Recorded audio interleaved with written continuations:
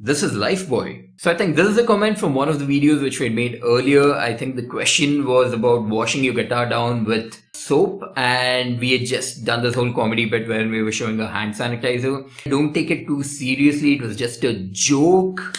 Yeah, you're not gonna take hand sanitizer and put it on your fretboard or any exposed guitar parts, are you? Or at least I hope not. What's up guys, welcome to TUGGtv, and today we have another episode of #Asktuggtv.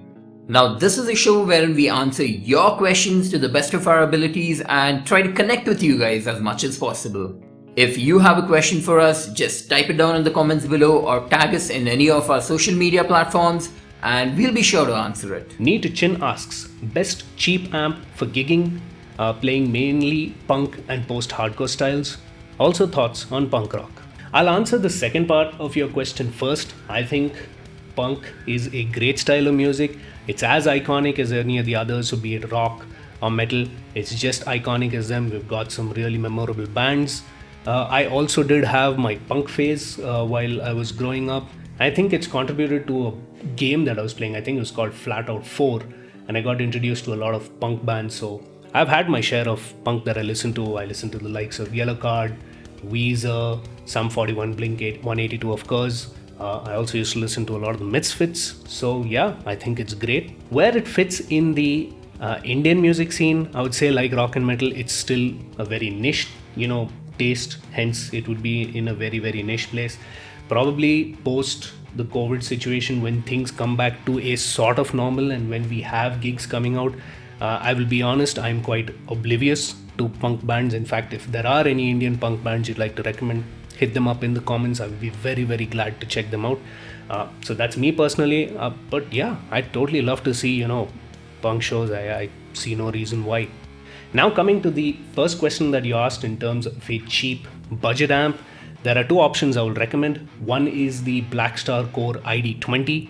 Again, by budget, it could mean a very broad perspective, but I'm going to assume we're looking at 10,000-ish and under. So the Core ID20 fits into that. What I like about this amp is that it's relatively simple to use. It's got some great tones. It's also got FX and it can connect up to your PC in case you want to do some tracking and recording.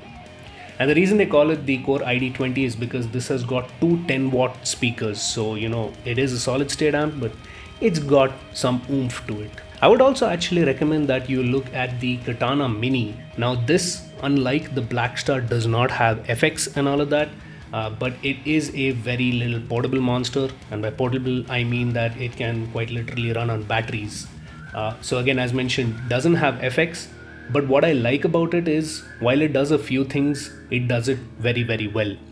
And another great advantage you will have with the Katana Mini is it's going to cost you in tune of about 8,000 rupees, cheaper than the Blackstar. And it gives you the option to hook up to an external cabinet, which will come very, very handy, especially when you're gigging live. Advance035 asks, Gibson is overrated. Thoughts? Now the whole Gibson controversy is something which isn't new to the whole music world. Over the past decade, we can pretty much see a lot of backlash coming from all the users and pretty much everyone out there. Now there are two main reasons for this backlash. One of them has to be the fact about the pricing of the instruments, and the second one has to be the quality control, which has come down quite massively when compared to the older years. Having played a couple of Gibsons myself, yes, it does have a bit of heritage when it comes up. The playability is quite nice, but then that's where it stands. The playability is just nice. For that price point or even half of it, you can get a lot of other guitars from different companies which give you a lot of features, sound a lot more better, and hey, it actually plays a lot more better. So when it comes down to a player who's more focused on actually using the guitar, I would honestly suggest, hey, until and unless you're so brand conscious, you might as well go for the other ones which play better. And let's just face it, the whole play authentic is kind of overrated. It's the Thug asks, can you name a metal tone which gives you eargasms? Thugman, firstly, on board with you with the whole Doom 2016. I do a lot of gaming too, and I thought that was an awesome game.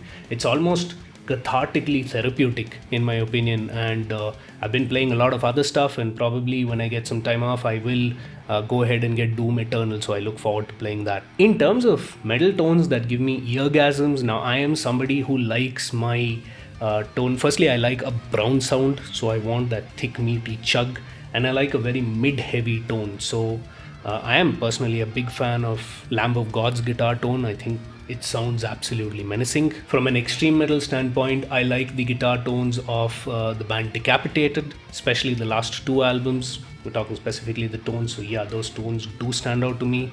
I am also a big fan of the guitar tone of the band Ingested, in case you haven't checked them out. And from some of the older stuff, I like the tone of Iron Maiden's guitars from Brave New World. I also like it from Dance of Death. Oh, and I also like Megadeth's guitar tones, specifically from Endgame. I thought that was an absolute mind-blowing tone. Well, for me at the moment, there are two guitar tones which kind of blow my mind every time I listen to it. The first one has to be the guitar tones which are used in Judas Priest's Firepower. It kind of blends so well with the band that immediately you start having goosebumps. Now the second one might sound like an odd choice, but then this has to be Strapping Young Lad's guitar tone from City. I feel it's one of the most brutal tones out there, and from the get-go you pretty much know that this is Strapping Young Lad. Thoughts on bands like Dream Theater and Rush? Now when it comes to Rush, it's one of the few progressive rock bands that are out there which I'm truly impressed by and I can get into. The whole band as a whole is something which has got a very unique sound, maybe from the bass lines to the drumming patterns to the guitar licks which are kind of used. I mean, Rush as a whole cannot be recreated by any other band, and it's a joy to listen to. Now initially when I started listening to Rush, I did feel that Geddy Lee's vocals were a bit too shrill for my choice, but then when you start listening to it over and over again, you kind of realize how it kind of plays part into this whole musical puzzle, and it does seem cohesive. Now this might sound cliche, but then 2112 was one of these albums which totally blew my mind, because there is this progression, and for anybody who enjoys getting into a story, this is one of the must listen albums. Now coming to Dream Theater, I know there are a bunch of really talented musicians, they have some really kick-ass songs, but then this is something which has never actually resonated with me. I think considering their complete discography, I think Systematic Chaos is the only album which I truly kind of had on repeat for a while. But yeah, they're a really good band and there are a lot of people who enjoy them, so good for you guys. Hey, so outside my hardcore extreme metal, I do like listening to various other styles of music, and I do listen to these bands, but I have to be in a mood to listen to them. My opinion, Dream Theater is a great band. They really are the pinnacle of progressive, and since I listen to a lot of Western classical as well, when you're listening to Dream Theater, you really can hear the influence of that Western classical and the movements as they call it. So yeah, definitely stands out to me. But Dream Theater is a bit of a strategy game, and you've got to be in the mood to sit back, take your time, and sort of pay attention to it. So if I'm in that kind of mood, I definitely love me some Dream Theater.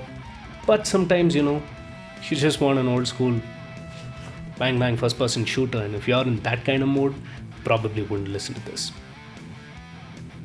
But yeah, great bands. If you haven't checked them out, why? And with that, we come to the end of this edition of #Asktuggtv. In case your question hasn't been featured in this episode, it will be in a future episode. So keep them coming. Hit me up in the comment section and we will go ahead and answer them. Give this video a thumbs up if you like what you see. Subscribe to our channel for more content from us. This is TUGGtv signing off. Until next time, stay metal.